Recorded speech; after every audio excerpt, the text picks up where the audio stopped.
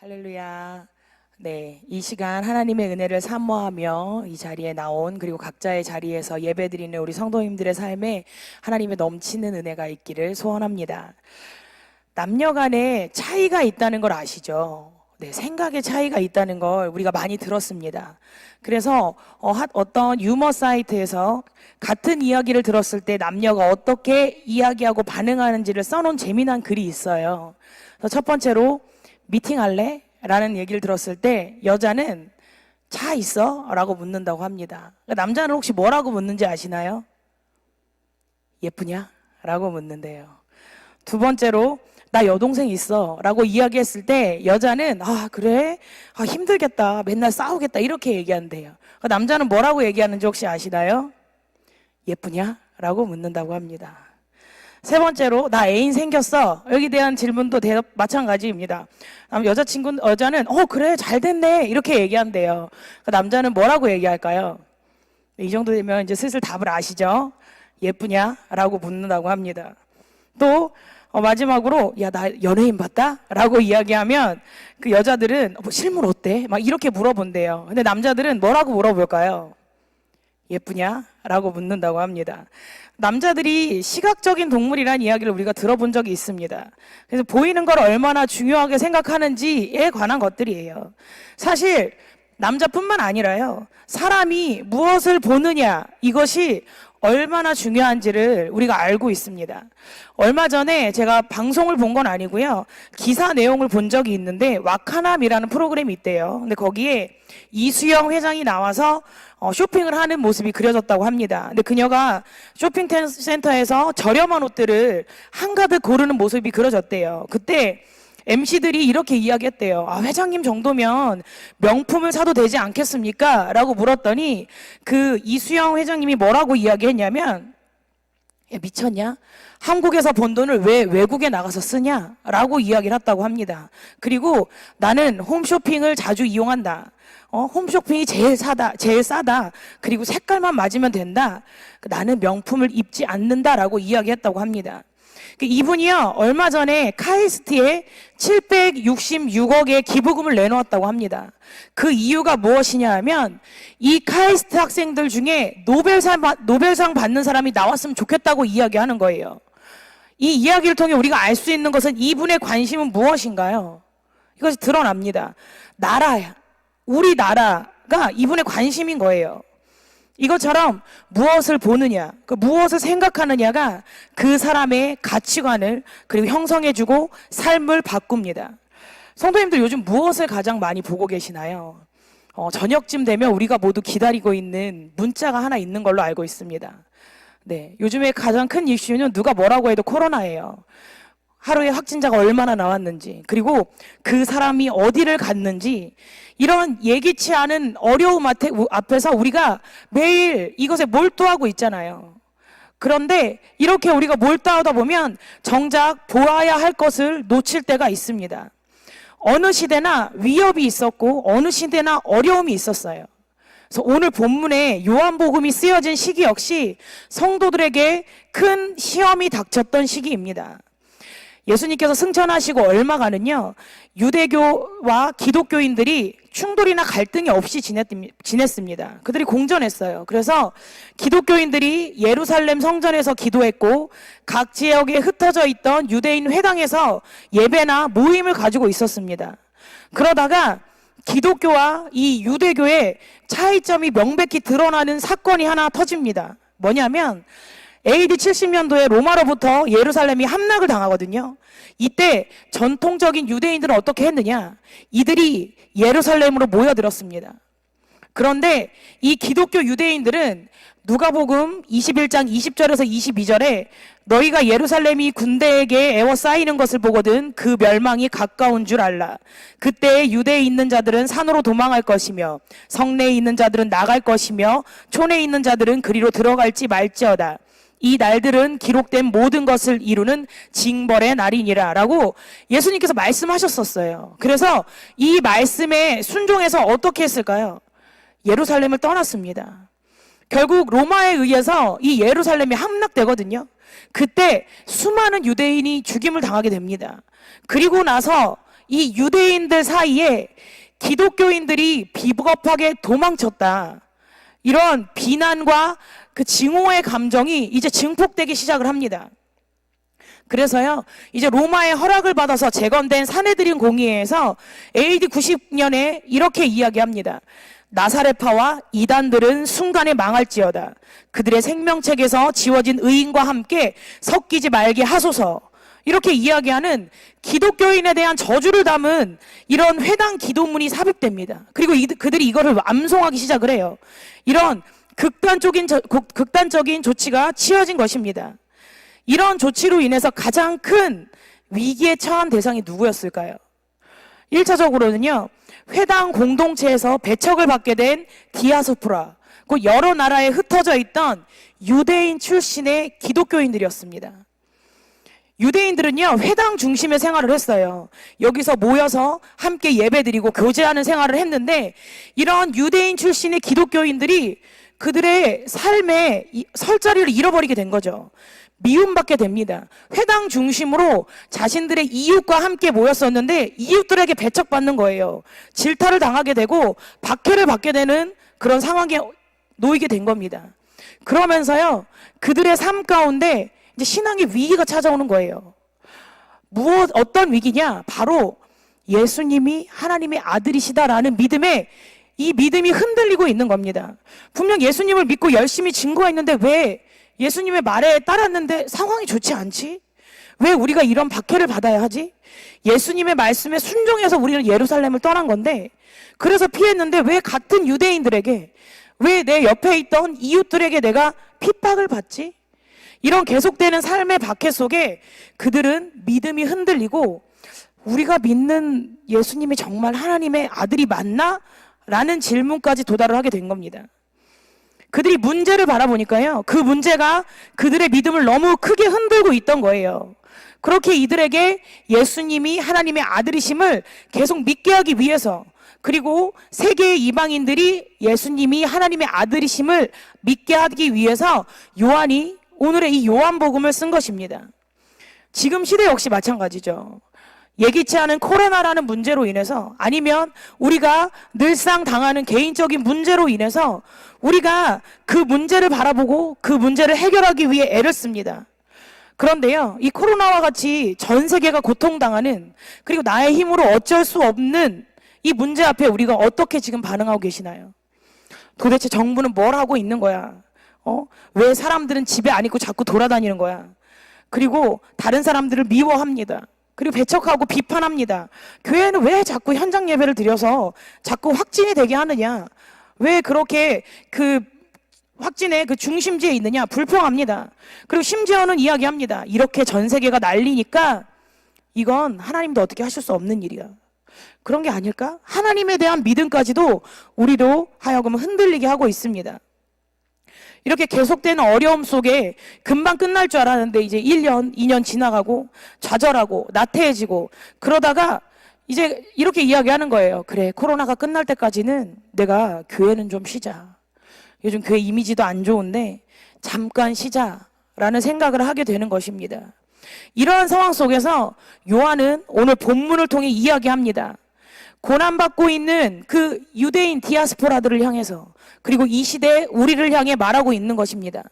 너희가 지금 바라봐야 할 것은 상황이 아니다. 문제가 아니다. 오직 예수 안에만 생명이 있고 예수 안에서만 문제가 해결될 수 있다. 예수님을 믿을 때만 사람들이 참된 생명을 얻게 될 것이다 라고 이야기하고 있는 것입니다. 자신이 만났던 예수 그리스도에 대해서 요한은 요한복음을 통해서 알려주고 있습니다.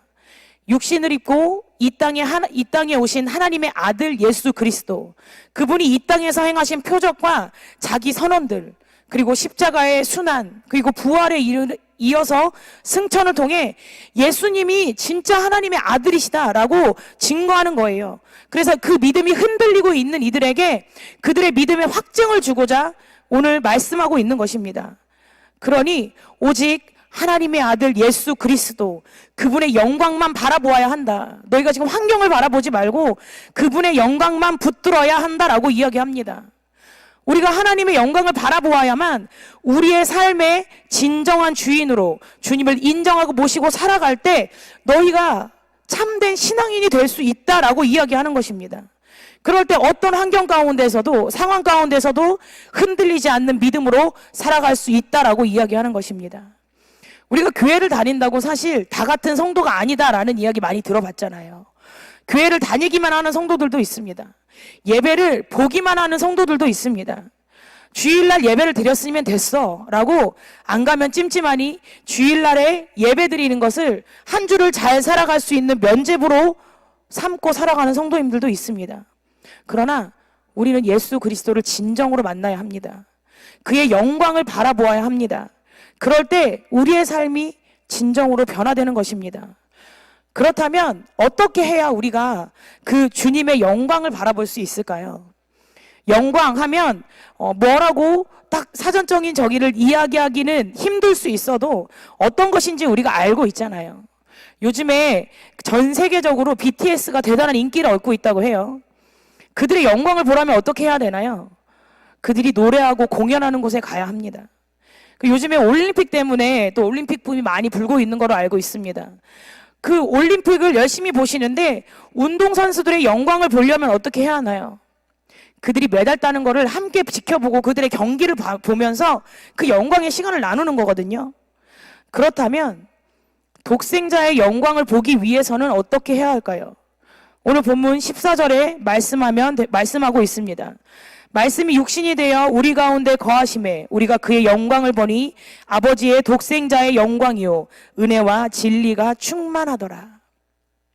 이 14절의 말씀이요, 그 1절부터 요한복음 1장 1절부터 이어지는 본문을 해석하는 열쇠가 됩니다.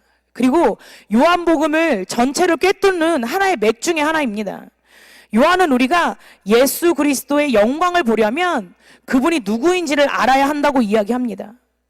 그래서 요한복음 1장을 통해 가장 중요한 예수 그리스도가 누구인가를 소개하고 있어요. 말씀이 육신이 된 것을 이야기합니다.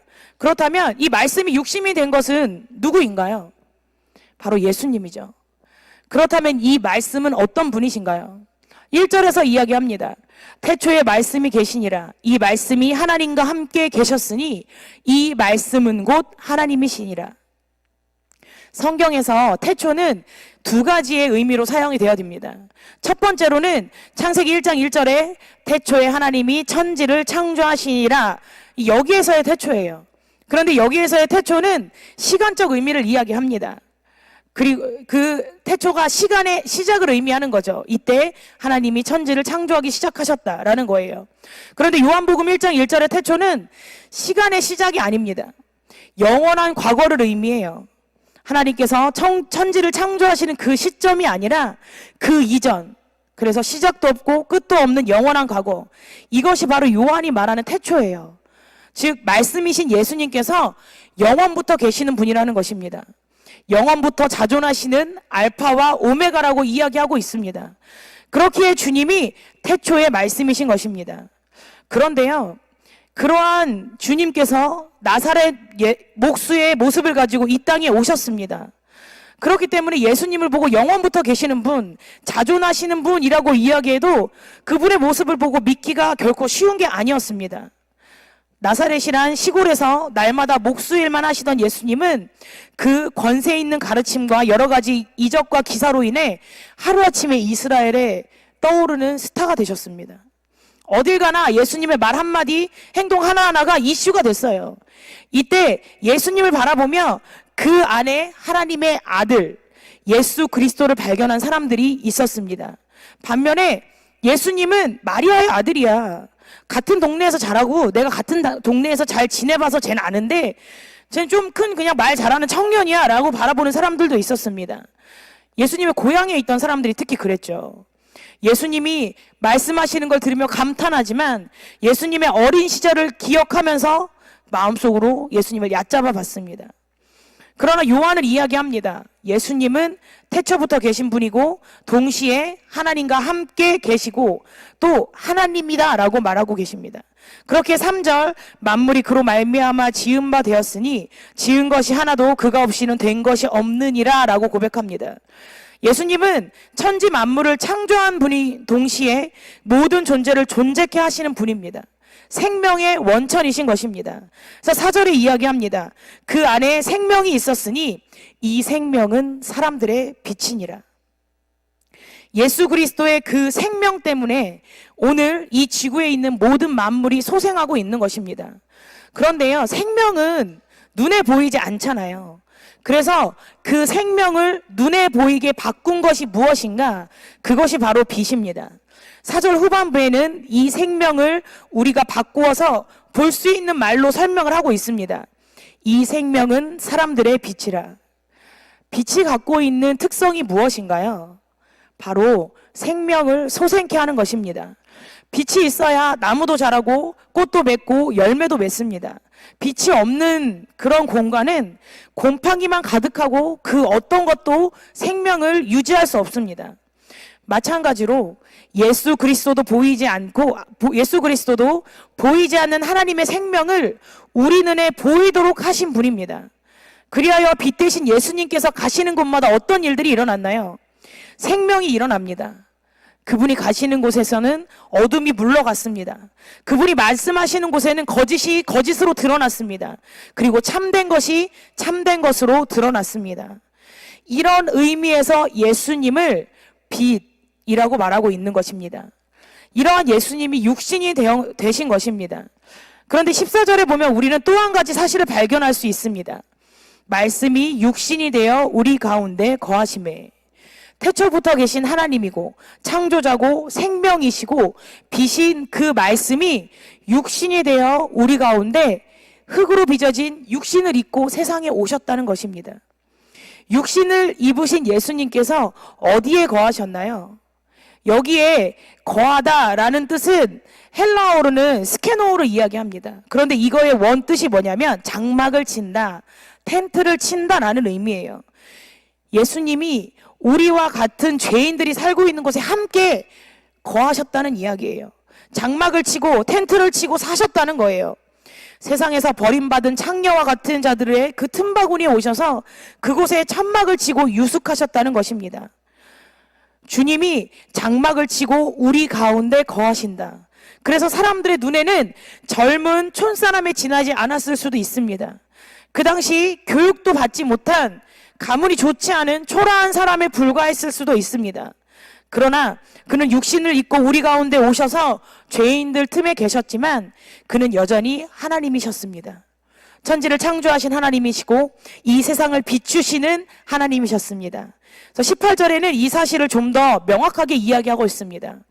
본래 하나님을 본 사람이 없으되 아버지 품속에 있는 독생하신 하나님이 나타나셨느니라. 지금까지는 하나님을 본 사람이 아무도 없었습니다. 그런데 우리에게 하나님이 나타나서 보여주신 분이 계십니다. 아버지의 품속에 있는 독생하신 하나님, 곧 하나님의 아들로 이 세상에 오신 예수님이십니다. 그러니 육신의 몸을 입고 이 세상에 오신 예수 그리스도에게는 하나님의 영광이 있습니다. 안타까운 것은요, 그 당시에도 그리고 오늘날도 예수님에게서 이 영광을 보는 사람들은 소수에 불과하다는 것입니다. 그리고 대부분의 사람들은 그 영광을 보지 못합니다. 성도님들은 어떻습니까? 예수님에게서 하나님의 영광을 보고 계십니까? 이 시간 우리는 예수님에게 있는 하나님의 영광을 보는 눈이 열리길 바랍니다. 그 영광을 바라보시기 원합니다. 요한복음을 보면 예수님께서 나는 하나님의 아들이요 하나님은 내 아버지다라는 사실을 얼마나 강조하셨는지 몰라요. 예수님을 보통 인간과 같은 선에서 놓으면 안 된다고 이야기하고 있는 것입니다. 그 당시 상황은 어떤가요? 자신을 하나님의 아들로 주장하는 이것은 사형감입니다. 신성모독이었단 말입니다. 그렇게 예수님께서 자기를 하나님의 아들로 말하고 하나님을 아버지라고 부를 때마다 사람들이 어떻게 했나요? 눈에 불을 켜고 돌로 쳐서 죽이려고 달려들었습니다. 그래서 요한복음에 보면은요, 죽인다는 말이 얼마나 많이 나오는지 몰라요. 그러나 그런 살벌한 분위기 속에서도 주님은 끝까지 자신은 하나님의 아들이요, 하나님이 아버지라는 그 주장을 양보하지 않으셨습니다. 만약 그 말을 조금이라도 양보했다면 주님은 십자가에 달려 죽지 않으셨을 거예요. 그러나 그것을 끝까지 고집하셨기 때문에 결국 십자가의 죽음을 맞이하게 되신 것입니다. 이제 우리도 둘 중에 하나를 선택해야 합니다. 예수님을 진짜 하나님의 아들로 그리고 하나님으로 받아들이던지, 아니면 2000년 전에 살아있던 한 청년으로 과대망상증에 걸린 정신병자나 사기꾼으로 취급하던지, 둘 중에 하나인 것입니다. 우리에게 중간은 없습니다. 예수님은 위인이나 성자가 아니에요. 그런 시시한 말이 예수님에게 어울리지 않아요. 그렇다면 누가 예수님에게서 하나님의 영광을 볼까요? 14절은 우리가 보았다고 이야기합니다. 이 우리는요, 1차적으로는 사도 요한을 비롯해서 예수님을 직접 목격했던, 예수님과 동행했던 제자들을 나타내요. 그러나 제자들만 우리에 속하는 것이 아닙니다. 12절, 13절을 보면 영접하는 자, 곧 그 이름을 믿는 자들에게는 하나님의 자녀가 되는 권세를 주셨으니 이는 혈통으로나 육정으로나 사람의 뜻으로 나지 아니하고 오직 하나님께로부터 난 자들이니라 라고 이야기하고 있습니다. 누가 예수님에게서 하나님의 영광을 볼 수 있습니까? 누가 예수님이 하나님이신 것을 알 수 있습니까? 바로 하나님으로부터 난 자라야 합니다. 자식이 부모를 알듯이 하나님께로부터 난 자가 예수님에게서 하나님의 영광을 보는 것입니다. 그렇게 예수님을 따라다니는 그 부류는 늘 두 부류로 존재가 됐던 거예요. 예수님의 이적과 기사를 보면서 예수님을 초라한 목수 이상으로 보지 않았던 무리들, 그리고 예수님에게서 하나님을 발견했던 자들, 이렇게 두 부류로 나누게 되는 것입니다. 이처럼 하나님께로부터 난 자는 예수님에게서 하나님의 영광을 보고 그 영광에 압도될 수밖에 없습니다. 하나님께로부터 난 사람은 예수님의 초라한 모습에서도 하나님을 보게 되는 것입니다. 나사렛 예수 안에서 하나님의 영광을 보는 것입니다. 성도님들, 진정으로 예수님에게서 하나님의 영광을 보고 계십니까? 우리 이 시간에 주님, 우리가 주님의 영광을 바라보길 원합니다. 내 눈을 열어주셔서 하나님의 영광을 보게 해 주옵소서라고 간구하기 원합니다. 예수 그리스도가 하나님이신 것을, 그 보는 영광이 우리의 눈 가운데 열리게 되면 우리의 마음을 짓누르고 있던 걱정, 근심, 이 모든 것이 사라지게 됩니다. 우리가 세상에서 예수를 믿는다고 하면서도요, 세상 사람들과 조금도 다름없는 그런 표정, 아니면 말투, 행동, 생활 패턴 가운데 있다면 우리는 아직도 주님의 영광을 바라보지 못한 것입니다. 예수님의 영광을 본 자들은 그들이 추구하는 그 가치가 달라지는 거예요. 삶이 달라지고 삶의 진정한 가치를 바로 발견하기 때문입니다. 제가 예전에 그 친구를 오랜만에 봤는데 그 친구가 살이 쏙 빠져서 온 거예요. 그래서 너무 궁금하잖아요. 네, 늘 이야기했다시피 저희의 항상 그 고민은 어떻게 살을 빼야 하기 때문에, 야, 너 살 어떻게 뺐어? 라고 물었어요. 근데 그 친구가 이렇게 이야기했습니다. 나 남자친구랑 헤어졌어. 그 친구는 남자친구와 헤어진 그 슬픔이 그 마음에 가득 차서요, 그 안에 식욕이 자리 잡을 수가 없는 거예요. 그래서 밥을 먹었는지 안 먹었는지 중요하지 않아진 거예요. 그러다 보니까 자연스럽게 살이 빠진 겁니다. 우리가 예수님의 영광을 바로 보게 되면은요, 우리 안에 끊어지지 않았던 이런 죄의 문제들이 자연스럽게 끊어집니다. 끊어야지 생각하잖아요. 내가 그만해야지. 이제 절대 하지 말아야지. 오늘 내일부터 안 해야지. 이렇게 이야기하잖아요. 이건 절대 끊을 수 없어요. 하와가 뱀의 유혹을 받아서 이제 선악과를 봤잖아요. 그때 하와가 고민하지 않았을까요? 하나님이 그래도 먹지 말라고 했는데. 근데 보지 말아야지 생각할수록 어떻게 됐을까요? 그 선악과가 자꾸 보였을 거예요. 어딜 가도 있는 동산 중앙에 있는 그 선악과, 죄인데 하나님 먹지 말라고 했는데. 그러다 보면 더 눈이 가는 것처럼, 그래서 결국은 유혹을 못 견뎌서 그 유혹 가운데 빠지고 말았잖아요. 죄 역시 마찬가지입니다. 이 죄의 문제 역시 마찬가지인 거예요.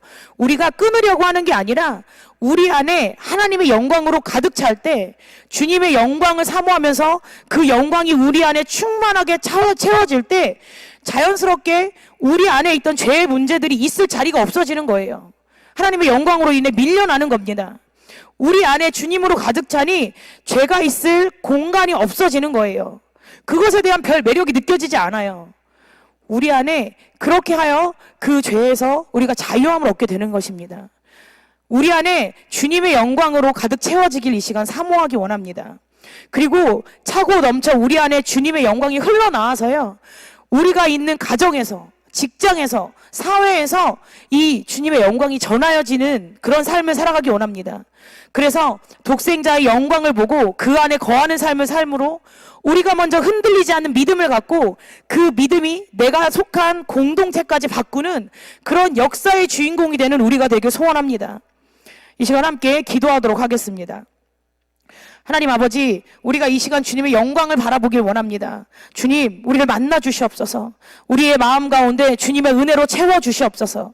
우리에게 말씀하여 주시고 우리에게 가르쳐 주시며 우리의 삶에 주님으로 인하여 충만한 삶을 살아가는 우리가 되게 하여 주시옵소서. 예수님의 이름으로 기도합니다. 아멘. 이 시간 살아계신 주 함께 찬양하도록 하겠습니다.